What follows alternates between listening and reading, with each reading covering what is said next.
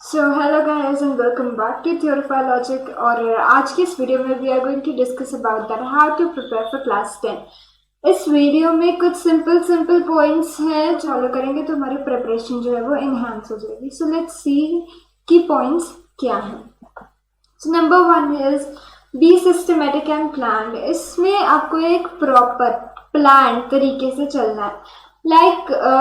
अगर आप सोच रहे हो कि आप एक दिन में अगर आप एक दिन में मैथ्स एंड नेक्स्ट डे आप पढ़ते हो फिजिक्स, या मैथ्स के साथ आप एक दिन पढ़ रहे हो ज्योग्राफी और फिजिक्स के साथ एक दिन आप पढ़ रहे हो कंप्यूटर एप्लीकेशन, तो ये एक सिस्टम है, ये एक प्लानिंग है जिसके हिसाब से आपको चलना है स्टार्टिंग से लेकर एंड तक। एंड कब होगा? जब आपके एग्जाम शुरू हो जाएंगे। जब आपका फर्स्ट एग्जाम होगा तब आपका एंड होगा। तब तक आपको इस प्लानिंग को प्रॉपर तरीके से फॉलो करना है, सिस्टम में चलना है। That is the main thing कि आप एक सिस्टम, एक प्लानिंग के साथ चल रहे हो, एक स्ट्रैटेजी बना रहे हो जिसमें कि आप कंफर्टेबल, आप अपने मन से पढ़ रहे हो। जबरदस्ती पढ़ोगे पता है कुछ भी समझ नहीं आएगा। तो आपको एक इस तरीके से चलना है जिसमें आप कंफर्टेबल हो, आपका मन लग रहा है, और वो हर एक सिचुएशन में आप अप्लाई कर सकते हो। कभी कभी सिचुएशन ऐसी बन जाती है, आप टाइम टेबल बनाते हो बट आपने जो टाइम डिसाइड किया कि आप इतनी देर से इतनी देर पढ़ोगे, उसमें कुछ ऐसी सिचुएशंस राइज हो जाती है। फॉर एग्जांपल अगर आपको कहीं जाना पड़ता है तो आप उसको फॉलो नहीं कर पाते। तो आपको एक ऐसी स्ट्रैटेजी, ऐसा टाइम टेबल बनाना है जिसमें कि आप हर सिचुएशन में, कोई भी सिचुएशन हो, कैसी भी सिचुएशन हो, आप उस दिन अपना टारगेट जो है उसको कंप्लीट कर सको। सो नेक्स्ट देखते हैं क्या है, knowledge of the syllabus. Knowledge of the syllabus क्यों इम्पोर्टेंट है? अब तो इसकी इम्पोर्टेंस और भी ज़्यादा बढ़ गई है बिकॉज जो बैच 2021 टू 2022 था उसके साथ सिनारियो कुछ ऐसा था, उन्हें बार बार जो है उनका जो सिलेबस है उसको अपडेट कर रहे थे, कभी उसमें रिडक्शन कर रहे थे, कभी उसमें टॉपिक्स ऐड कर रहे थे। ऐसा हो गया था कि एग्जाम से एक हफ्ते पहले उनका जो है सिलेबस चेंज हो गया था। तो अभी आपको जो ऑफिशियल वेबसाइट्स है उन पे जाके अपडेटेड रहना है। आपको ध्यान रखना है कि आपका जो सिलेबस है वो किस तरह से है, किस टॉपिक की कितनी वेटेज है और आपको कैसे पढ़ना है, क्या क्या पढ़ना है, वो सब आपको डिसाइड करके चलना है। और आपके टीचर्स जो है उनके पास भी काफ़ी इस चीज़ की नॉलेज होती है, तो आप उनसे भी पूछ सकते हो।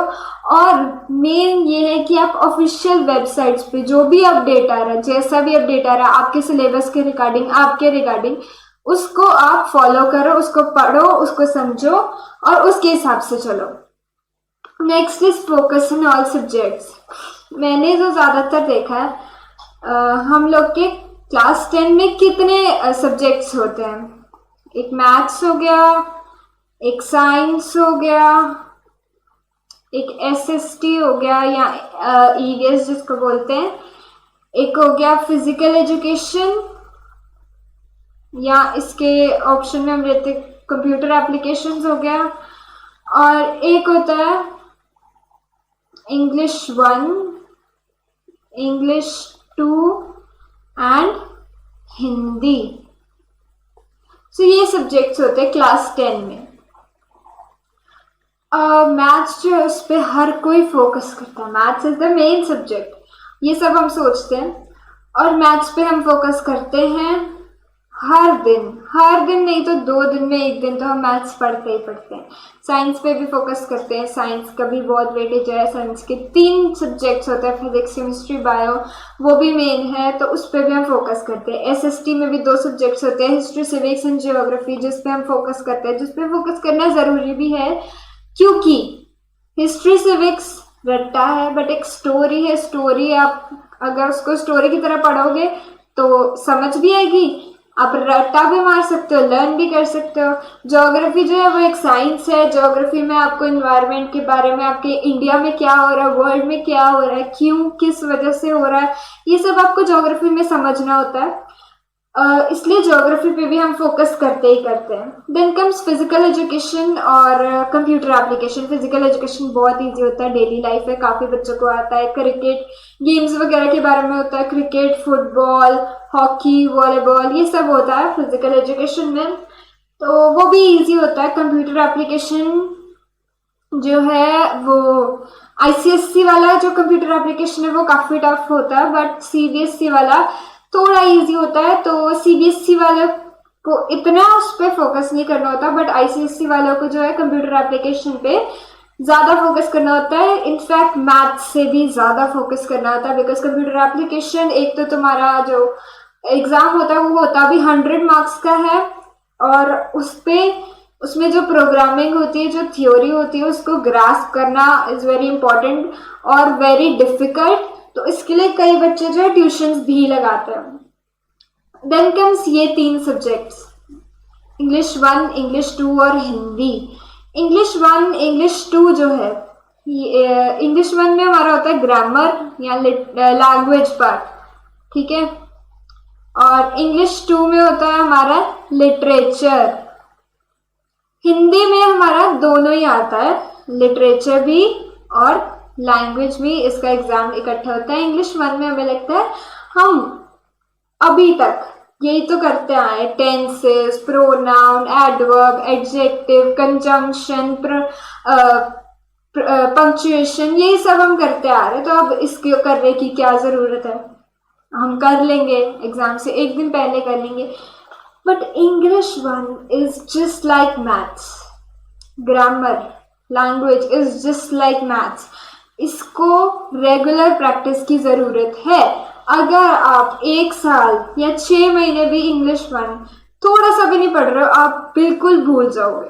इस मैथ्स की तरह है, क्योंकि इसमें भी कुछ रूल्स फॉलो करने होते हैं, इसके भी कुछ फॉर्मूलाज होते हैं. तो इंग्लिश 1 फोकस करने की ज़रूरत है. इंग्लिश 2 में हमें लगता है कि क्या ही करना है यार, स्टोरी पढ़ लेंगे, पोएम पढ़ लेंगे, नाम याद कर लेंगे ऑथर के, पोएट के, पेपर से 2 घंटे पहले भी करेंगे तो हो जाएगा, अपने वर्ड्स में आंसर लिखने हो जाएगा. बट प्रॉब्लम कहाँ आती है, जब आप आंसर लिखने जाते हो और एग्जामिनर आपके आंसर चेक करते हैं, वो जो एक्सपेक्ट कर रहा है उसको वो नहीं मिलता, वहाँ मार्क्स कटते हैं. आपको पढ़ना है स्टोरी को, समझना है स्टोरी को, पोएम के हर एक लाइन, हर एक वर्ड को समझना है, और उसमें पोएट क्या कह रहा है आपको एक पोएट की नज़र से, एक ऑथर की नज़र से वो पढ़ना है, वो समझना है. और जो सॉल्व क्वेश्चन आंसर्स हैं उनको देखो, थोड़ी प्रैक्टिस करो, तब आपको समझ आएगा कि जो क्वेश्चन में पूछा जा रहा है वो एग्जामिनर क्या एक्सपेक्ट कर रहा है, कीवर्ड्स क्या है. कीवर्ड्स होंगे, आपको मार्क्स मिलने से कोई नहीं रोक सकता. हिंदी हम रोज बोलते हैं अपने पेरेंट्स के साथ, मम्मी पापा के साथ, भाई बहन के साथ, दोस्त के साथ, इनफैक्ट टीचर्स के साथ भी हम हिंदी में बात करते हैं. तो हिंदी में हम कहाँ प्रॉब्लम फेस करते हैं, ये चीज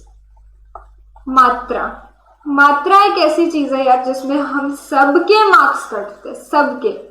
बट आप बिल्कुल ही ऐसा तो नहीं है कि मात्रा में एक भी मार्क्स ना कटे, बट आप इसको रिड्यूस कर सकते हो. आपके जितने मार्क्स कट रहे हैं उसको थोड़ा कम कर सकते हो, कि आपके कम मार्क्स कटते हो और आपके स्कोर जो है वो ज़्यादा हो. अगर आप इन 3 सब्जेक्ट्स पे मान लो 1 महीने में आधा घंटा भी, 1 महीने में 3 बार ही पढ़ रहे हो, 4 हफ्ते भी नहीं पढ़ना आपको, 1 महीने में 3 बार पढ़ना है, आधा घंटा पर सब्जेक्ट इन 1 मंथ. यार ये तो बहुत कम है, बहुत ही ज़्यादा कम है. और अगर इतना भी आप टाइम इन 3 सब्जेक्ट्स के लिए निकाल लेते हो, that is more than enough. Weekends पे पढ़ लोगे, जब कुछ नहीं पढ़ने का मन कर रहा है, ये 3 सब्जेक्ट्स उठा के पढ़ लिया करो, हो जाएगा. और अगर आप इन 3 में स्कोर करोगे तो बोर्ड एग्जाम्स में जो है आपके जो परसेंटाइल है वो काफ़ी अच्छी हो. नेक्स्ट देखते हैं, फॉलो योर बुक्स. यहाँ पे मैंने स्पेशली लिखा है आईसीएससी, सीबीएसई, बिकॉज मैंने खुद पर्सनली देखा आईसीएससी और सीबीएसई के स्टूडेंट्स. आईसीएससी के स्टूडेंट्स जो हैं उनकी जो ज्यादातर स्कूल में चलती है वो होती है सेलिना। सेलिना सेलिना को छोड़कर वो लोग क्या सॉल्व करने बैठ जाते हैं, NCERT की बुक्स, मैथ्स, साइंस, साइंस की उसके चैप्टर्स पढ़ने लगते हैं, NCERT के, मैथ्स की NCERT की बुक सॉल्व करने बैठते हैं। लेवल अच्छा है NCERT का, ऐसा नहीं है NCERT बेकार, बिल्कुल बेकार नहीं, बहुत अच्छी बुक्स हैं। बट तुम्हें लगता है कि तुम्हारे सेलिना छोड़कर तुम्हें NCERT से क्वेश्चंस आएंगे? मतलब जो अपनी बुक्स को छोड़कर अगर तुम दूसरे की बुक्स पढ़ रहे हो, कोई उसका फायदा तो नहीं है। अगर ऐसा कर रहे हो कि तुमने सेलिना पूरी कंप्लीट कर लिया, अपनी बुक्स जो है उसको कंप्लीट कर लिया और अब तुम प्रैक्टिस के लिए NCERT पे जा रहे हो, that is fine, that is good, that is very good. But अपनी बुक्स छोड़कर दूसरों की बुक्स पर मत जाओ।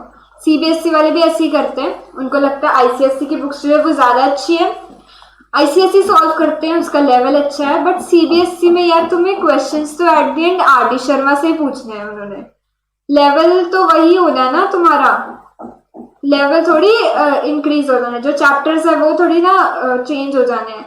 तो ICSE सॉल्व मत करने बैठ जाना, अपनी बुक सॉल्व करने के बाद ICSE सॉल्व करो, अपनी बुक सॉल्व करने के बाद NCERT सॉल्व करो, that is very good. Next देखते हैं, क्लियर योर कंसेप्ट्स। कई बार ऐसा होता है कि हमें टीचर ने पढ़ा दिया या हमने YouTube पे कोई वीडियो देख ली, उन्होंने समझा दिया और हमें लगता है हमें समझ आ गया, हमने पूरा चैप्टर कवर कर लिया। अब हम जाते हैं क्वेश्चन आंसर्स पे, क्वेश्चन आंसर देखते हैं कि वो कौन से क्वेश्चंस पूछ रहा है। क्वेश्चन जब हम पढ़ते हैं तो क्या होता है, हमें आंसर उसका पता नहीं होता, हमें समझ नहीं आता कि उसका आंसर क्या लिखें, वापस बुक खोलते हैं, वापस वीडियो देखते हैं और तब फिर हम लिखते हैं। उसका कोई फायदा नहीं है। जब तक तुम खुद अपने दम पर क्वेश्चन आंसर सॉल्व नहीं कर पा रहे हो तब तक कुछ नहीं हो सकता। तुम्हें कंसेप्ट जो है वो क्लियर नहीं है, कंसेप्ट क्लियर करो। मतलब अगर तुम एक चैप्टर पढ़ रहे हो, तुम्हें पता होना चाहिए उसमें क्या क्या ऑथर समझा रहा है, क्या क्या वो बोलने की कोशिश कर रहा है। कई ऐसे मतलब कंसेप्ट होते हैं जो बहुत डिफिकल्ट होते हैं समझने में, तो उसके लिए हमें डेली लाइफ एग्जाम्पल देते हैं।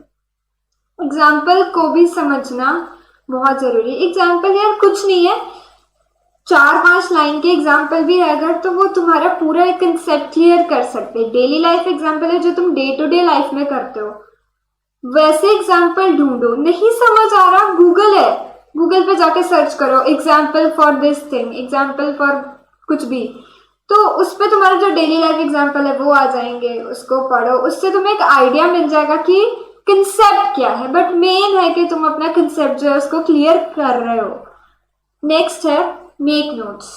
यहाँ पे मेक नोट्स भी लिखा है और मैं बोलूंगी कि अगर आप खुद नहीं नोट्स बना पा रहे, नहीं आपको आते बनाने, तो किसी और के नोट्स पढ़ लो, आपके दोस्त के हैं या किसी सीनियर ने आपको दिए हैं, that is very good. But ऐसे करना कि रफ में थोड़े बहुत नोट्स जरूर बनाना, रफ में ही बना लो, फेयर में मत बनाओ, पेन से मत बनाओ, पेंसिल से थोड़ा बहुत बना लो। और ऐसा बिल्कुल नहीं करना चैप्टर लेके बैठे, बुक खोली, चैप्टर खोला, साथ में एक पेन लिया, कॉपी लिया, एक लाइन पढ़ी लिखा, दूसरी लाइन पढ़ी लिखा, ऐसे नहीं करना। पूरा चैप्टर नहीं उसमें छापना है तुम्हें अपने नोट्स में। तुम्हारा टारगेट होना चाहिए कि अगर 10 से 15 पेज का चैप्टर है, 10 से 15 पेज का, तो मैक्स टू मैक्स 2 से 3 पेज में तुम्हारे नोट्स जो है वो फिनिश हो जाने चाहिए। फिनिश 2 से 3 पेज में फिनिश। और जब तुम जब रिवीजन करने बैठोगे, तुम्हें इतनी अच्छी वाली फीलिंग आएगी कि यार 10 से 15 पेज का चैप्टर मैंने 2 से 3 पेज में फिनिश कर लिया, 10 पेज का चैप्टर मैंने 2 पेज में फिनिश कर लिया और मेरे को सब समझ आ गया, सारे की पॉइंट्स, सारे इंपॉर्टेंट पॉइंट्स मेरे को याद हो गए हैं, मैंने रिवाइज कर लिए हैं, कंसेप्ट्स क्लियर हो गए हैं, मेन पॉइंट्स मैंने पढ़ लिए हैं, दिमाग में फिट कर लिए, और अब यार मैं इसमें पूरा वेल परफॉर्म कर सकता हूँ, मैं इसको एकदम मतलब कुछ भी इससे मेरे को पूछ लो मेरे को आता होगा, ऐसी वाली फीलिंग, ऐसा वाला करें जब तुम में आ गया तो तुम्हारे नोट्स मान लो यार परफेक्ट है। तुम्हारे नोट्स से अच्छे कोई नोट्स नहीं है जब तुम्हारे अंदर ये वाला कॉन्फिडेंस आ गया। नेक्स्ट है प्रॉपर रिविजन। तो रिविजन यार एक ऐसी चीज है, जैसे अगर एक बच्चा है वो पूरे के पूरे उसके एग्जाम में 10 चैप्टर आने हैं, पूरे के पूरे 10 पढ़ के जा रहा है। मान लो ए है, वो पूरे के पूरे 10 चैप्टर पढ़ के जा रहा है, और बी जो है वो 10 चैप्टर में से 6 चैप्टर पढ़ के जा रहा है, बट वो भी उसने अच्छे से रिवाइज किए हैं, और इसने जो है रिवीजन नहीं करा है। तो यार कौन परफॉर्म करेगा वेल? किसके मार्क्स ज्यादा आएंगे? ऑब्वियसली बी के, बिकॉज यार ए वाले ने पूरे 10 चैप्टर तो पढ़ लिए, बट 10 में से उसे याद एक भी नहीं रहेगा। मीन्स एक भी प्रॉपरली याद नहीं रहेगा, ऐसा नहीं पूरा भूल जाएगा, बट जो 6 चैप्टर पढ़ के जाएगा और वो उसको पूरे पूरे याद होंगे। यार वो 6 चैप्टर के क्वेश्चन को इतनी अच्छे तरह से अटेम्प्ट करेगा कि मतलब उस टीचर का भी मन करेगा यार मैं इसको और ज्यादा मार्क्स दे दूं। तो प्रॉपर रिवीजन करनी है, अपने नोट्स को रिवाइज करो।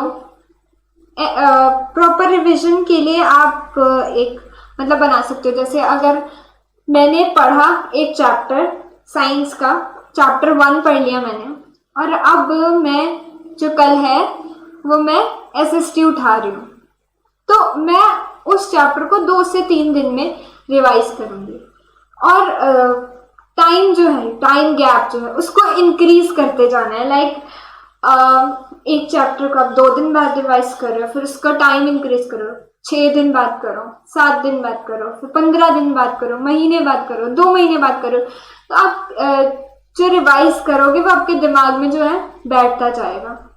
ज्यादा टाइम बाद भी रिवाइज करोगे अच्छा भी होगा, और काफी एफिशिएंट भी होगा, चीजें याद भी रहेंगी। और एक चैप्टर का कंसेप्ट सिर्फ उसी चैप्टर में अप्लाई नहीं होता है, और भी आगे के चैप्टर्स में अप्लाई होता है, तो आगे के चैप्टर भी उतनी जल्दी समझ आएंगे। तो इसलिए प्रॉपर रिविजन भी बहुत इंपॉर्टेंट है। अब नेक्स्ट देखते हैं क्या है, know your exam pattern. Know your exam pattern इतना इंपॉर्टेंट क्यों है?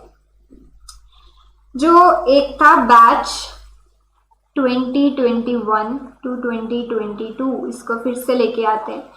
ये बच्चे मई जून तक इस वे में प्रिपेयर कर रहे थे कि यार हमारे एग्जाम या तो नहीं होंगे, या फिर अगर होंगे तो वही मार्च अप्रैल के एंड में सब्जेक्टिव 80 मार्क्स के पेपर, जो सब्जेक्टिव मार्क्स होते हैं बोर्ड के वो 80 मार्क्स के होते हैं।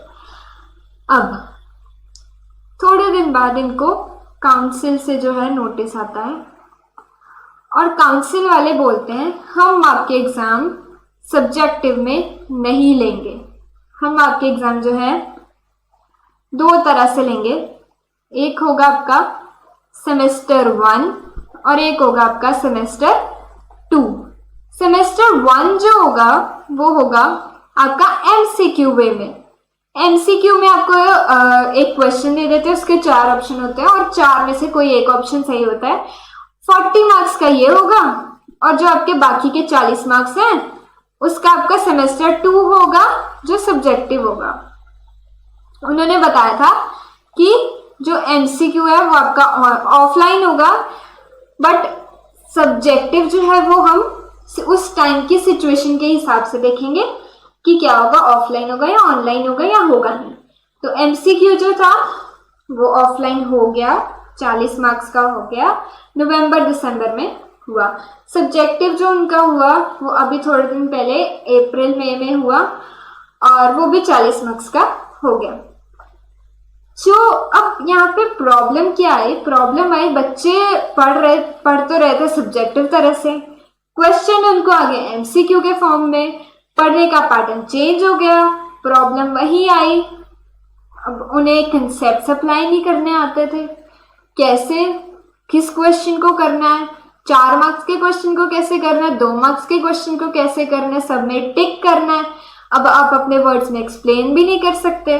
तो प्रॉब्लम वहीं पे आ गई कि MCQ में आपको ज्यादा ध्यान देना है। तो आपको अपना एग्जाम पैटर्न पता होना चाहिए। अगर आपके MCQ वे में एग्जाम कंडक्ट होना है तो एमसीक्यू के तरीके से पढ़ो। अब तो काफ़ी बुक्स भी है, पिछली बार तो बुक्स भी नहीं थी, काफ़ी जो है पब्लिकेशंस ने अपने बुक्स जो है वो भी दी हुई हैं, अभी अच्छी अच्छी बुक्स भी हैं अभी, तो उसको पढ़ो। नेक्स्ट आता है हमारा प्रैक्टिस पीवाईक्यूज। पीवाईक्यूज क्या होता है? Previous year questions. Previous year questions, इसमें आपका वो वाले क्वेश्चंस होते हैं जो 2015 के बोर्ड के पेपर में आए थे या 2016 में आए थे। तो अगर आपका एक क्वेश्चन है, मान लो केमिस्ट्री का एक क्वेश्चन है जो 2015 में आ रहा है, तो यार उसके 80% चांसेस हैं कि वो आपके 2023 में पूछ सकते हो, 80%।